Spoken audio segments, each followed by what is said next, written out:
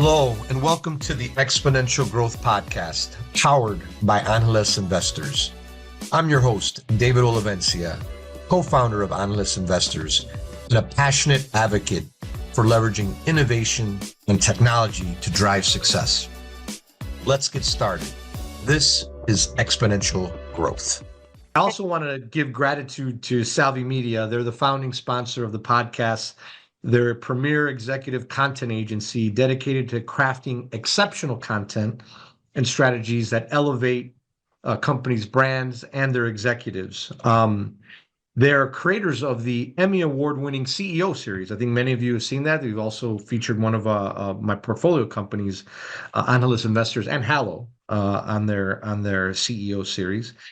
And they've had in-depth interviews with CEOs talking about their personal journeys and business experience. The CEO series can be found on Cheddar, Entrepreneur Magazine, Reach TV, and really want to thank Salvi Media for their support of the podcast. You can also follow them on social media, as well as they have a podcast studio in Chicago. Join them as well. So again, thank you, Salvi Media, for making this podcast possible. Today, we have a very special guest with us, somebody I've got to know over the last several years or so as we're investing in similar circles, and have become a fan of a lot of the things she's doing. She's the Chief Investment Officer at Tallypot Holdings, the Board of Directors of Crane Mary, Board Chair of 1200 VC, and she has a weekly newsletter called financeminute.com that I interact with regularly. I encourage you guys to follow it. She's a part of the Good Governance Institute, which we might touch on a little bit, and also part of the Millikan Institute. So please let's welcome to the podcast, Lupe Rodríguez. Lupe. It is a pleasure to be here. Truly an honor, David, to be chatting with you today. Oh, excellent. Well, so as part of the Exponential Growth Podcast, Lupe, we like to just start out and just tell all of our listeners out there about Lupe, your story. Please tell us your story. Oh my gosh. It'll have to be the X version, right? Formerly Twitter. I think what's most important is it's not a rags to riches story, but it's definitely rags to rags to rags to more rags. And what that means is that I was born and raised in the Rocky Mountains in Colorado to Mexican parents, immigrants, and have been living the American dream, which I still firmly believe is alive and well. And I have built my career to try to provide access to other people like me, like you, like your audience, with everything that I've learned in my trajectory. I went from being an elementary school teacher to working in Washington, D.C. On the government side, then joined the private sector side when I realized how involved donors, investors, and Wall Street were in legislation and elections, et cetera. From there, I went to Omaha, Nebraska to work for Mr. Buffett himself. Then that's where I really learned how to invest my own money. So every step has been about learning the systems, what is finance, what is money management, what is everybody actually talking about, and why aren't I rich yet? And so if I'm working so hard, why am I not rich yet? So that has led me to wonderful circles of extremely ultra high net worth individuals, which I've always strived to become. And that difference between the 1% and the 99% is something that I'd like to help bridge. I don't think it's about jumping on the 1%. I think it's bringing the 99% over, and maybe we get somewhere to like the 40%. Yeah. Well, what do you yeah, well, what do you think, what are the big difference, the 1% versus the 99%? What makes the 1% the 1% versus the 99%? Just a couple thoughts on from there. It's very simple, but it is very hard. The simplicity is that it's attitude. The way that that group deals with money is more akin to how we deal with oxygen. It just exists, right? And I have choices. How big of a breath can I take? Um, and there are issues with it, right? Some people have respiratory issues. So attitude is one thing.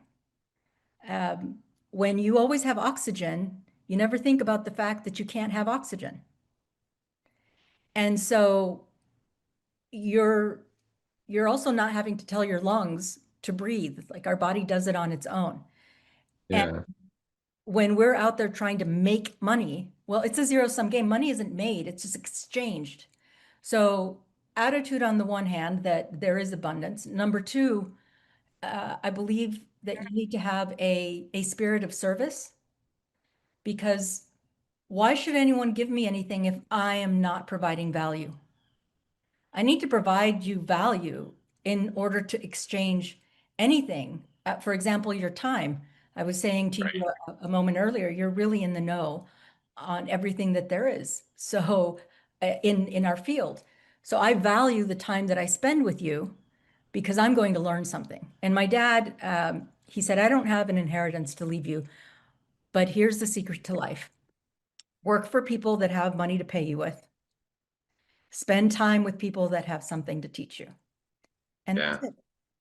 So I think that helps bridge. We've got to change our attitude. If we're upset about what other people have, then I'm not minding my own business and figuring out what I can do to take care of myself and how I can add value.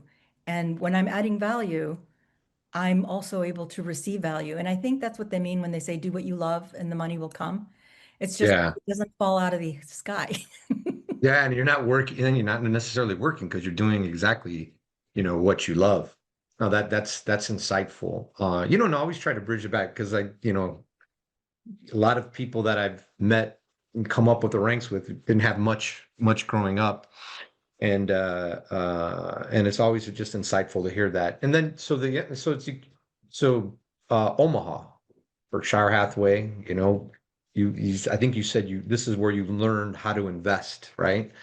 What what was it specifically that you learned, and what were some of the big takeaways working in Omaha, around in and around Berkshire?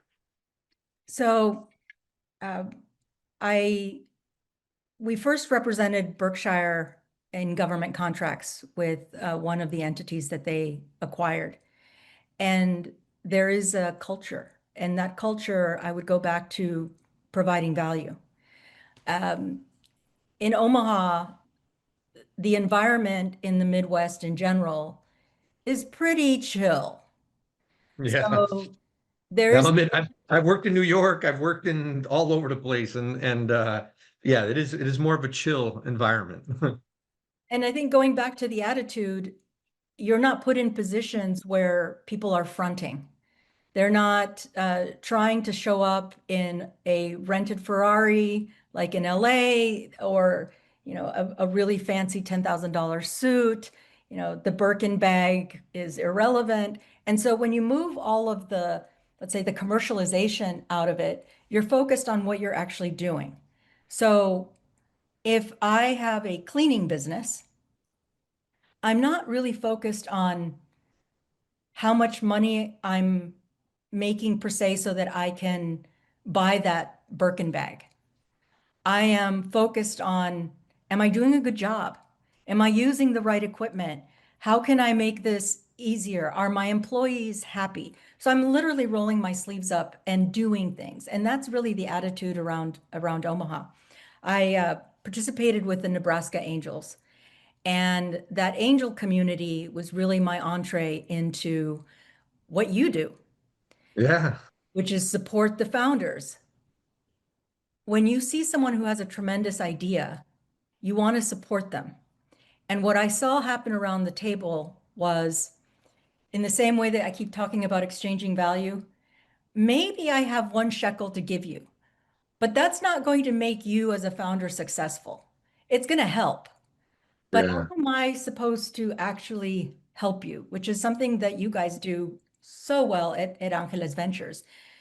You're not just investing, you're saying, hey, we can invest and we can also introduce you to this potential customer, or we can find you a deal or help you get a discount with this technology that's going to help you manage your accounting or your inventory. And so that's really the give and take and the helping.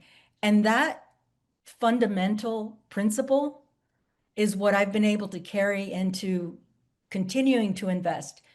Because when you're doing underwriting and you're seeing, well, should I invest in this company or in this fund? What I look for in the people, which a lot of people say, you invest in the people. What I look for is how resilient are they? How much do they actually care? How do they spend their time? Are they spending their time with their employees, with the people that are developing their technology, in libraries or classes, learning more about their subject matter? Like, where is their passion? If that's really where they're spending their time, then that's a big yes check mark. If they are investing in agriculture, but they're spending their free time on Instagram going to concerts, well, Yeah. like, okay, that's great. And now I see what you're spending the money that I'm investing in you at.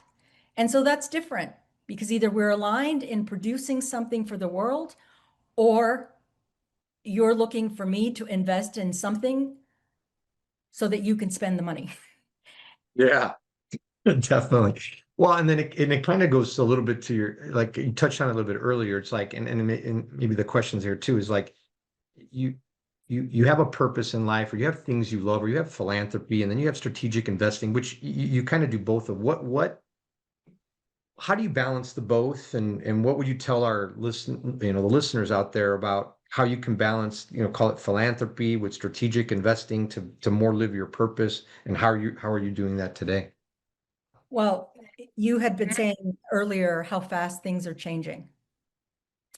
Change is very difficult, even when you know you have to change. There's this barrier of fear of, well, if I give up the past, what will the future actually bring me? And unfortunately, as far as I know, no one has invented a crystal ball to figure that out. So we have to, quote unquote, take a managed risk. And that managed risk is, I think, going from old systems like the traditional banking system into areas that include crypto and blockchain and other digital currencies. So that transformation, the philanthropy, the impact, the good investing really is not segmented. For me personally, it must be all of the above. One of the things that once a year our team spends doing is thinking about innovation in terms of, if this really takes off in the world because we invested in it and participated in its development, what does that mean for the world? What does that mean for society?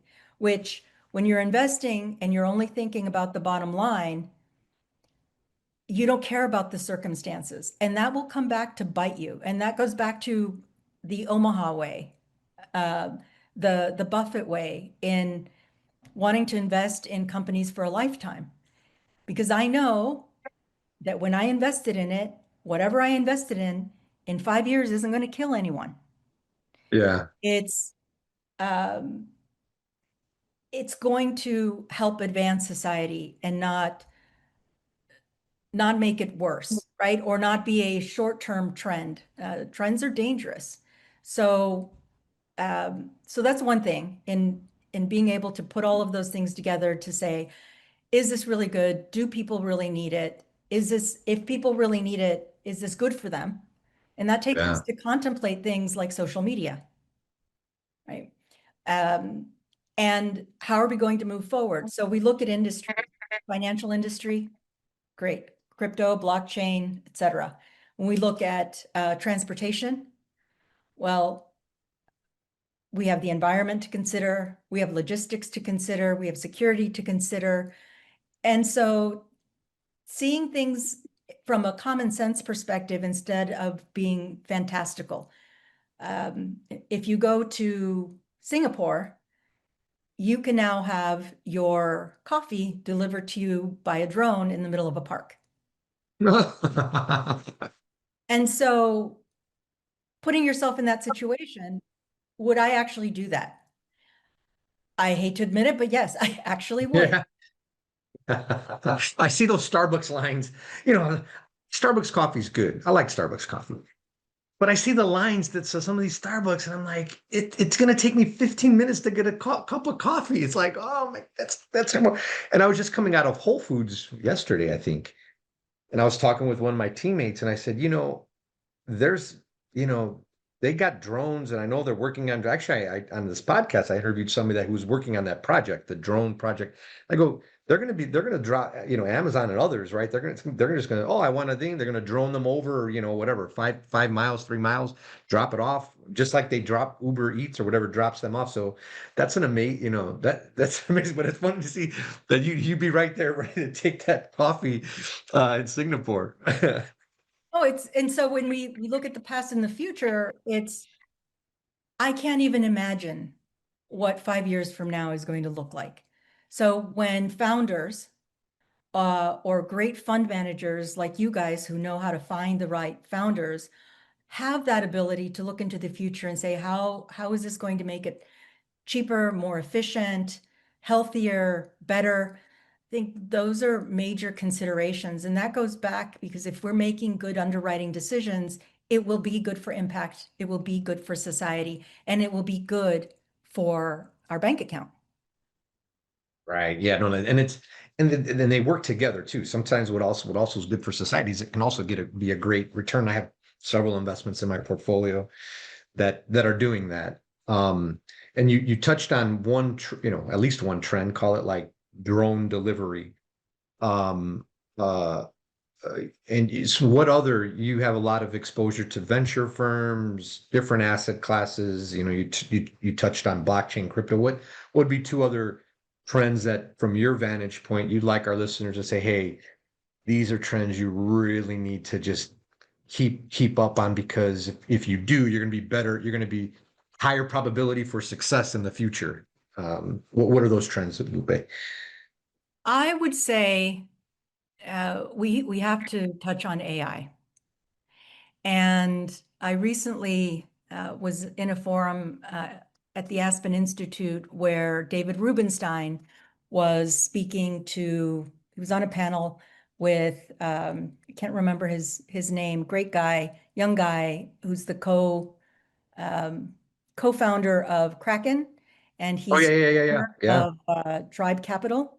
yeah. The discussion is one that we hear a lot. Okay, if AI goes full bore, how many jobs are we going to lose? What are people going to do? And David Rubenstein said he thought the answer to a lot of issues in the world was by ensuring young people learned math and reading, and being literate was super important. And this young guy says, actually, I completely disagree. He said, Oh, wow. I, you may not need to know how to read if AI is reading for you or to you. You may not need to know how to do math if it's going to do it for you. And so that's a thought to to say maybe how we're thinking about things is skewed.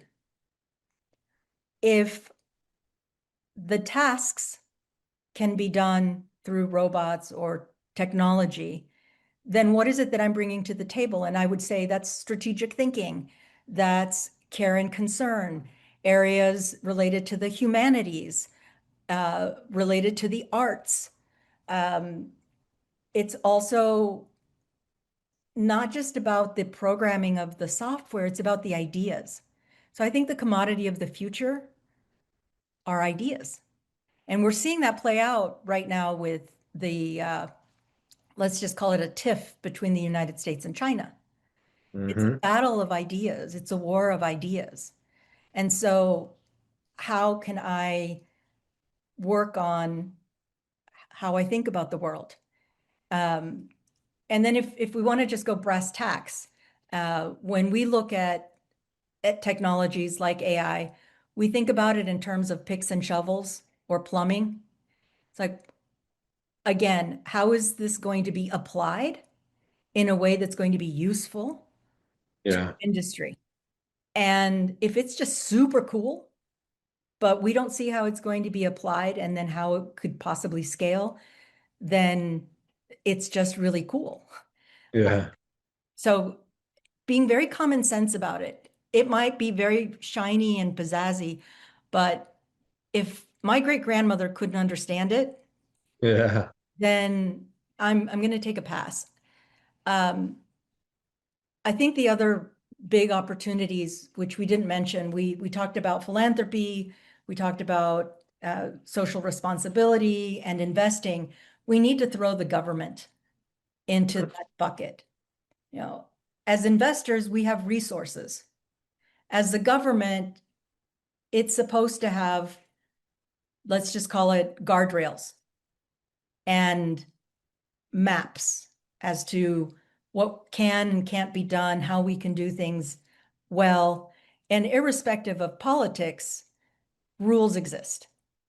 And Yep. so taking a look at, let's say there's a great AI investment. Um, we'll give you a good example. 1200 invested in a great founder called Earth AI. They use AI to identify uh, where minerals Oh, are wow. so that the mining companies don't just go randomly digging. Right. They can be very surgical in where they go. Yeah, so it's better for the environment. It's faster for the mining companies. So it's an efficiency, but it's also there's a goodness to it in how it's done. We're going to mine. So if we're going to Yeah. do it, how can we do it in the most responsible way? So that that is a really good example of how is that a pick and shovel plumbing kind of company that is based in AI. And then if you throw the government in there, well, you have all of these regulations on permits you have to file, fees that you may be fined for doing things incorrectly. You have um, the damage that you could do to Mother Earth, and the repercussions to communities. You know, maybe you have a mining community that there's a boom, but we saw during the gold rush the booms and busts. Yeah. And Yeah. so if there's a bust, that is not going to be a very good thing. And government plays a role in that. So you can't just leave them out until they come knocking on your door.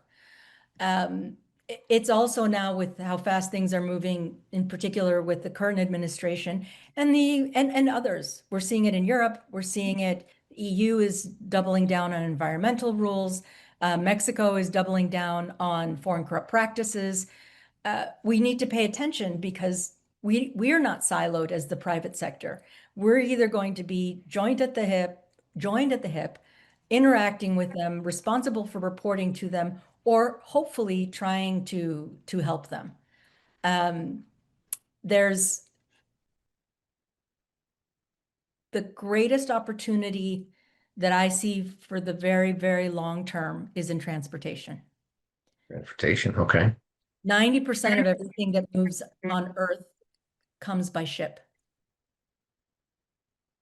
And when we're looking at things like the Panama Canal or how you bring things from India to Canada, uh, you have the general trade routes.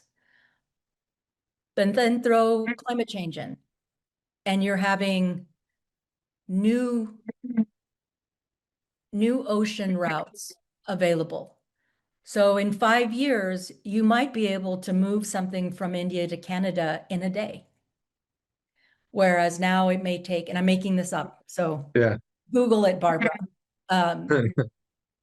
Maybe it takes 2 weeks, or you have to go all the way down south. So how climate change is affecting geography, how technology is affecting shipping and distribution, how infrastructure is powering um, these things. Yeah. There is just this huge evolutional opportunity within transportation. And since as long as we're on Earth, we're going to need to move things. Yeah. So where can I add value there? Who's doing things that are really beneficial? Who's using technology in a very thoughtful, common sense way? It's not uh, the flash in the pants, right? Yeah, yeah. So there's a lot to unpack there. There's a couple things I was taking notes. It was a great question you said about this debate on, hey, I think you're not gonna need to learn how to read or do math. And I think you hit it because I'm of the opinion that you would, I don't care in an AI world, and it goes to your point around adding value. I believe you do need to read and you do need to do math because the things that you mentioned, you said, well, you're going to need to do strategic thinking. It's going to be very hard to do strategic thinking if you don't know how to read and you don't know, I mean, you can ask AI about it, but how are you differentiated, right? Because you have to have patterns and you have to have your own judgment. They're going to have tools, but that was one. And then ideas was something that you talked about. I think innovative. I mean, AI is going to come up, but if you want the breakthrough, I think you're going to need the human part of it. And then, I guess I think all those ideas and innovations come with history. Now, look, they've got all history. They got at their fingertips, but it kind of goes to, well, then how if you're just if you don't understand those things, then how are you going to and what value are you going to add? So I think you need to, and then the only way you do that is maybe you understand how to prompt AI better than the other way. But the only way you can prompt AI, if you're going to compete with somebody, you have to understand, you have to read and do math and have this analytical brain for that. So Well, that that's was that. yeah. How I interpreted what he said was more akin where you're going with this, which is right now or during our um, lifetime, it's been about science and math and engineering. And if you wanted to get a great job and make a lot of money, those are the areas you focused on. I think what you're touching on is this is where it's about philosophy and history and literature and how are you actually going to um, become a good thinker? If AI can do the math for you, it's exactly what Yeah, you're saying. How can you formulate a question so that it can give you a better answer? Garbage in, garbage out. yeah. And those are the things, if your daughter came home and said, "Hey, Dad, I'm getting a liberal arts degree and I'm going to focus on um, finger painting," you might be a little worried if she could like get a job, right? Yeah, probably I'd be a little worried, but it's like, how are you supplementing it with AI or learning about AI? But yeah. So that was a good one. It just had me thinking, but it was a good one. Then you talked about Kraken and AI, and the AI. One of the things that I didn't hear him say, but I heard that he did say was that there'll be this world where you and I and others will have multiple AI agents transacting for us, right? We'll give them guardrails on kind of uh, our philosophies or what are the best philosophies at the best and it might interact with you and then you give it that and then it goes out and it buys crypto for you, it sells crypto for you, it gets a loan, it negotiates a loan for you, and they're just doing all that stuff while we're out doing other things, and they're out there working for you, and the scale was like you know hundreds of thousands or millions of these agents out there doing that. And then you were talking about the booms and the busts, and I was watching, I think it was on Amazon Prime. It was like this is the history of oil. And I knew, but there was a time where there was this huge boom across like Ohio and Pennsylvania, and they were just putting up these oil rigs all over the place. And you see these pictures, and it was like miles of just empty oil rigs. It looked like a dump of just oil rigs that were out there. And that had me thinking about that. But the history of oil is just fascinating.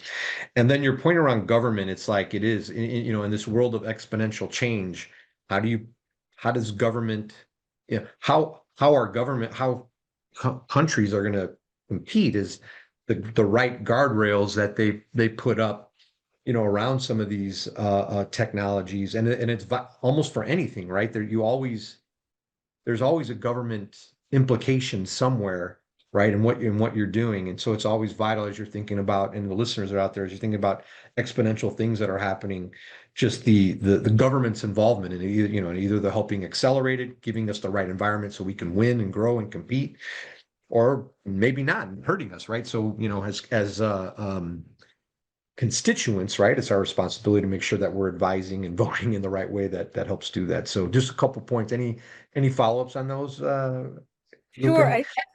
I always think about pronouns, and not in the traditional way these days. But when I'm saying them versus us, I know there's a problem. It's that old saying of, if I'm pointing my finger at you, I've got three fingers pointing back at me, if I have three fingers. So those three fingers pointing back at me goes back to your question of how do we think about things? And so I have no idea what is going to happen in terms of the evolution of technology, how regulators are going to react or enforce or even participate. I think we have to start thinking about ourselves as part of. The government isn't separate from us. We are citizens. And Right? when I was in school, right, I'm going to go into the stories about walking to school in snow uphill both ways with no shoes. But when I was in school, we had civics. And that is empowering to know, how can I participate? How do I give value? Maybe it's just picking up trash on the street. Maybe it's attending a city council meeting, staying informed. This stuff matters. You can't just sit there and point the finger at politicians if you voted for them, didn't vote, didn't participate. Like we are so lucky in this society to be able to participate. And Mhm. hopefully all of this disjointedness over the last few years will help us realize that we can take active roles. So I always think about it as poniendo mi granito de arena, right? It's my little grain of sand. I'm not going to be able to build you a beach, but what can I take responsibility for? I can take responsibility for the decisions that I make, how I spend my time, um, who I support. Um, I think that is something that we need to start doing, is being accountable to each other and to ourselves. The golden rule, being a good neighbor, um, going to the store and not yelling at the cashier. It's everyone's doing the best they can, and I think we need to give a helping hand. Yeah, that's like one of mine is just like love one another. I think it's like the simple would solve a lot of the world's problems, right? Just love one another. Just Yeah, love but one. but realize that loving one another is a very selfish thing. I'm loving everyone and I'm helping everyone. Doing those things are in my best interest. Mhm. And so it's not that I'm a selfish saint. I'm really looking out for my best interest. I want a good country. I want a good government. I want Mhm. good business. I want good accountability in our finance system. I want good jobs. I want good education. So if I want all of those things, where's my part in it? Yeah, definitely. And then if so investing, right? So based on all the trends, what would you tell, all these trends that are out there, the AI you mentioned, government, like how should, and the listeners out there, they range. They range from maybe an early investor that's maybe just doing stocks. There may be somebody who's doing crypto, and then there's some venture folks that are listening out there. But how do with these trends that are going on, what would be one or two, three pieces of advice you tell them as they think about investing, things that they should do, avoid? What advice would you give them based on your experience? Well, first of all, I wouldn't give them any advice. Or perspective, maybe perspective. Is that better? Is that better? I I would share the things that I'm looking at personally and not looking at. So looking at things that are part of Maslow's hierarchy of needs, right? Food, water, shelter, transportation, those basic things. If I was talking to my parents who live on Social Security, I would say those are the kinds of things that they should focus on if they're investing, not spaceships, right? Not that they won't get there. Those investments are out there for some people. And some people, if you have that type of additional, what I think of as FU money, that's like, hey, I just I want to, lose it. here's my Yeah. here's my moonshot. If I'm really going to make a difference, maybe I don't know, maybe cat liver will solve some disease. Okay, great. This guy thinks that that's going to happen. I'm going to take the risk and put my money in it. And I think about it as those are investments for fun and for free. But those of us everyday folks they're those things. And they're things that if you look back in history, going back to Buffett, right? You think about evolutions like the light bulb, electricity, um, railroads. And so where are the future industries related to those? Um, I think about AI like electricity. A lot of people were very afraid of electricity. Um, my grandmother thought that the telephone was evil because voices would come out of the telephone, right? And so um, it's not exactly the same, but going back to where we started, change is really hard and it's inevitable. So where are things changing that I feel comfortable in um, enough that I'd be okay to put my money in, um, usually in things that I'm also going to use myself. Right.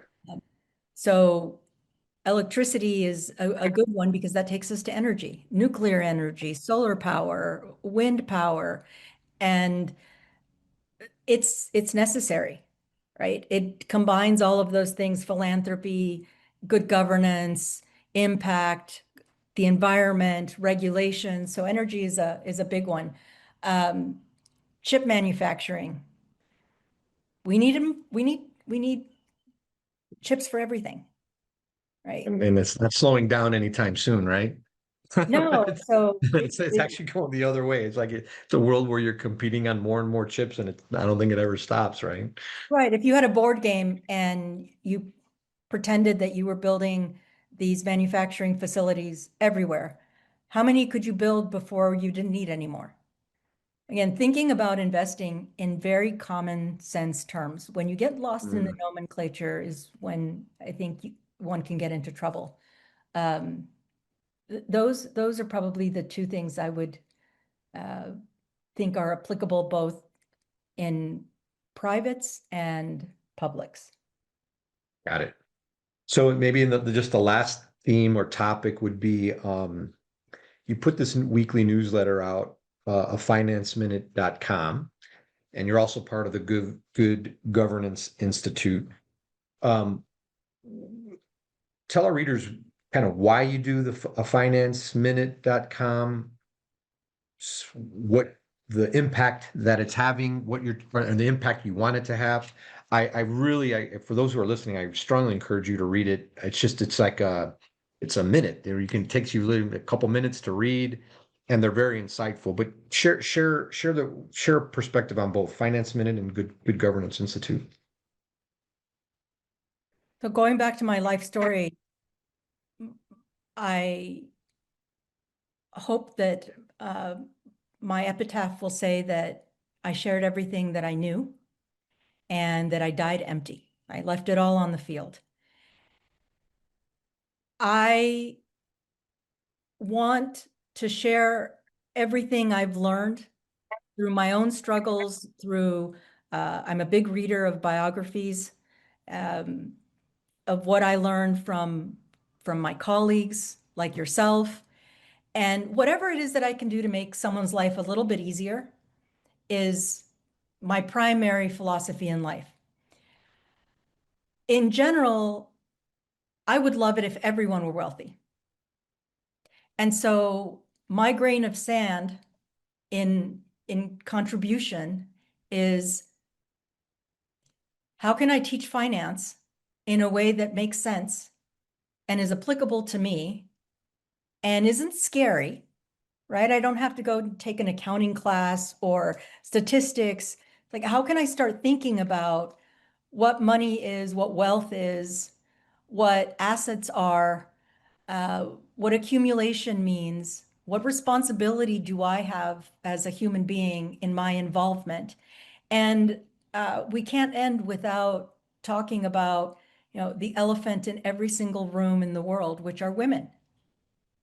And so I've been thinking a lot about women um, who traditionally just haven't leaned into finance, and thinking about and I say this with love, my finance bros, that uh, when they're giving their reports to some of their private client, they might as well be speaking some alien foreign language because they're throwing out all this nomenclature. And when you leave the human out of it, then that's where the services start to break down. So I wanted to make sure that there was a place to start having a conversation that included, where are your daughters in all of this? Where are your wives? When you are, and this is applicable to all of our families. I don't have children, but if I did, holy moly, once one of them was about to get married, I'm sure I'd have a lot of thoughts about who they were marrying and how they would be incorporated into our family. Well, the more wealth you have, the more technicalities there are.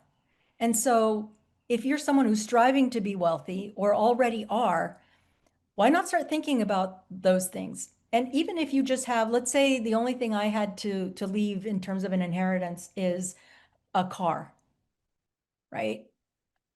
It has emotional implications as to which of my three kids do I leave the car to? Do I make them Yeah. and split the proceeds? Maybe it's a classic car. Like, thinking about those things, taking away the idea of succession and death in that kind of finite darkness, where these can be topics to bring families together. This Yeah. where it's like, hey, we grew up poor, so we have this mentality of lack, and so we're very afraid. Do I want to pass that on to my kids, or do I want them to learn about abundance and about the joy in having a vocation, and how that allows me to go skiing with them once a year? It's like those shifts, those paradigm shifts, I think are really important. So that's what started with the Finance Minute, and the Good Governance Institute is on Substack. Um, when they say it's lonely at the top, it's very lonely at the top. And one of the things that has really been concerning me is that when you have the most power and the most resources, you can have the most influence. And do you want people with the most power and the most resources to be mentally ill, depressed, lonely, angry? No, I want them to use their powers for good and to be happy and to interact and to not have picketers outside of their house because they worked really hard and they happen to drive a Rolls Royce, right? It's like um, the Good Governance Institute is just a bigger picture of what role can we as allocators, family members, those of us that are representing them, what role can we take to make a better world? And that's why it's called good governance, because behind every company, every founder, every family office, every investment, if you have good governance, then you're able to do better. You know what the rules are, you know what to expect, and so you can focus on what's in your lane. And you don't have the ambiguity of what's going to happen when, what's going to happen if. It's like, no,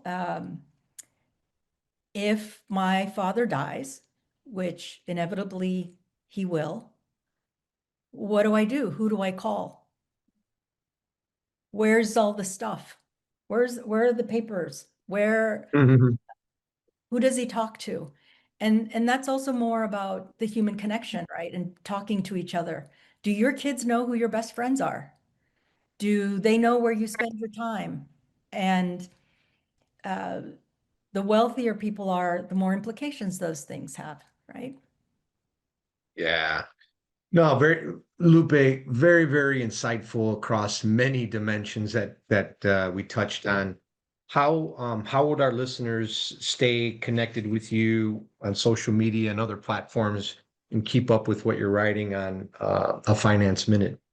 Sure. So LinkedIn is the best place, and it's Lupe Rodriguez. Um, the newsletter is called A Finance Minute. You can find it at afinanceminute.com.